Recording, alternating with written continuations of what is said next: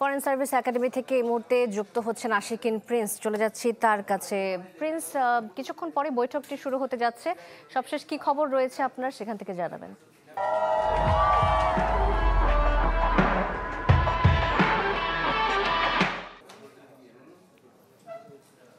শান্তা, রাজনৈতিক দলগুলোর মধ্যে বিভিন্ন বিষয়ে ঐকমত্য প্রতিষ্ঠার জন্য এ বছরের ফেব্রুয়ারিতে গঠন করা হয় জাতীয় ঐকমত্য কমিশন এবং পরবর্তীতে এই কমিশনের মেয়াদ কয়েক দফায় বাড়ানো হয়েছে এবং শেষ দফায় 15 অক্টোবর পর্যন্ত কমিশনের মেয়াদ বাড়ানো হয়েছিল। আজকে এই কমিশনের মেয়াদটি শেষ হচ্ছে।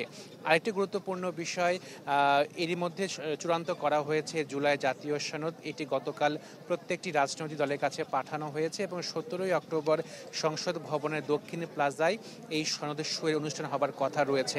তো এই সনদটি কিভাবে বাস্তবায়িত হবে সেটি নিয়ে এখনো পর্যন্ত রাজনৈতিক দলগুলোর মধ্যে ঐকমত্য প্রতিষ্ঠিত হয়নি। যখন আলোচনা চলছিল তখন বিভিন্ন রাজনৈতিক দলের পক্ষ থেকে বলা হয়েছিল, বিশেষ করে বিএনপির পক্ষ থেকে বলা হয়েছিল যে এই সনদটি বাস্তবায়ন করতে হবে গণভোটে এবং গণভোটটি হতে হবে আগামী ফেব্রুয়ারিতে যে জাতীয় সংসদ নির্বাচন হবে সেদিন গণভোট অনুষ্ঠিত হতে হবে। পক্ষান্তরে জামাতের পক্ষ থেকে বিরোধিতা করা হয়। জামাতের পক্ষ থেকে বলা হয় যে গণভোটটি হতে হবে জাতীয় সংসদ নির্বাচনের আগে, অর্থাৎ নভেম্বরে বা ডিসেম্বরের দিকে।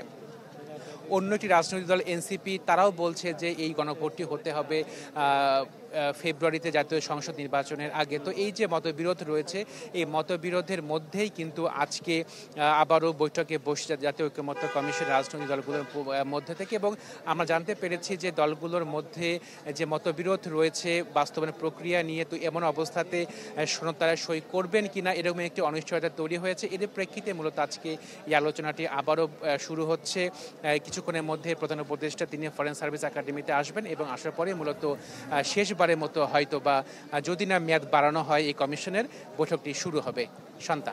প্রিন্স, ধন্যবাদ আপনাকে। জুলাই সনদ নিয়ে রাজনৈতিক দলগুলোর সাথে ঐকমত্য কমিশনের যে বৈঠকটি হবে সে বিষয়ে জানাচ্ছিলেন ফরেন সার্ভিস একাডেমি থেকে আশিকিন প্রিন্স।